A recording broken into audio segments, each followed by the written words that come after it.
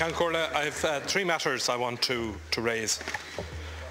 Firstly, there is a piece of legislation which is on the government's list, the Financial Services Regulation Bill, which is to modernise financial services legislation in accordance with the government's better regulation agenda.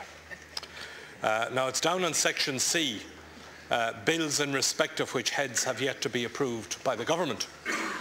In view of the week that we've just had, can I ask the Tanaiste if it's intended to accelerate the preparation of that legislation now, and if in preparing that legislation the government, what intention do the government have to take on board the recommendations of the Rasmussen report, which is currently before the European Parliament, the purpose of which is to provide for better regulation of banks and financial institutions throughout the European Union.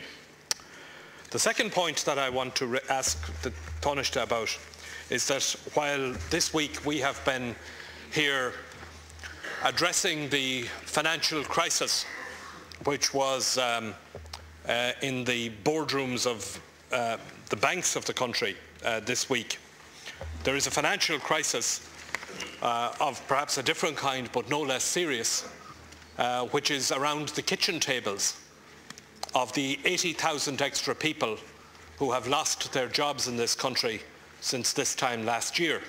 I want to ask the Tanaiste, what plans does she have, or does she have any proposals that she intends to bring to the House to address the problems faced now by people who have become unemployed and who are becoming... We can't go into that now. We can't, Corla.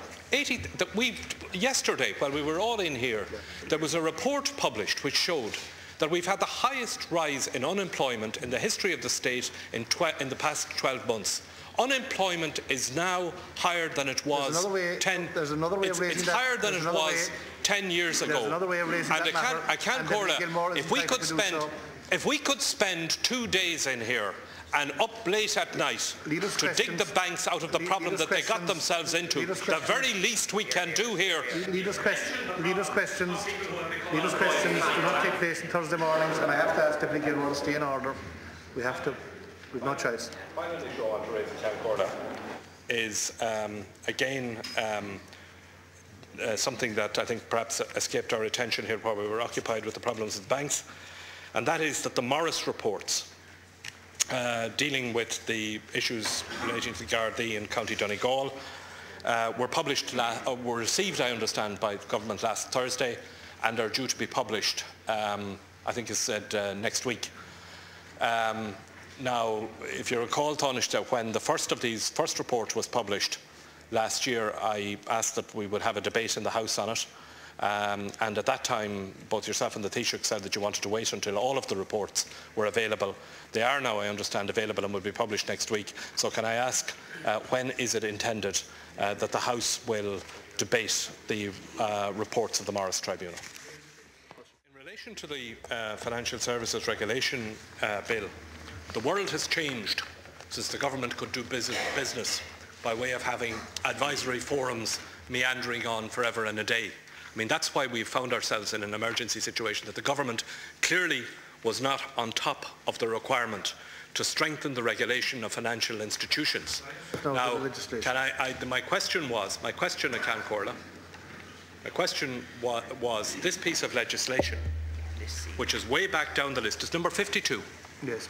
Number 52 in the government's order of legislative priorities, List C, Division 3. No heads prepared yet, an advisory board about regulation of financial institutions.